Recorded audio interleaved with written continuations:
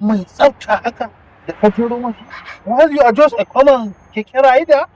Gaskiya it's amazing a ce direban a daidaita sau yana yin irin wannan turanci mai hankali haka da nutsuwa. Haba guys, I'm not just a keke napep rider like you just said. I'm a graduate, a first class degree holder. And you are doing this work? To menene a ciki? I'm just trying to earn a living. Da na zo na ba na yin komai ba gwar nema abin da zan rufa kaina asiri da taimaki iyayena ba. And you mean as huge as you are in physics, wannan aikin na pep din yana taimaka ma ka ciyar da kanka ka kuma taimaka ma iyayenka? To ga zahiri kuwa, ni dai da gani ka san bana jin yunwa, kuma iyayena ma suna nan suna ci suna sha.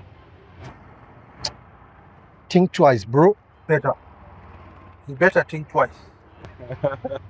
Allah dai iya mana.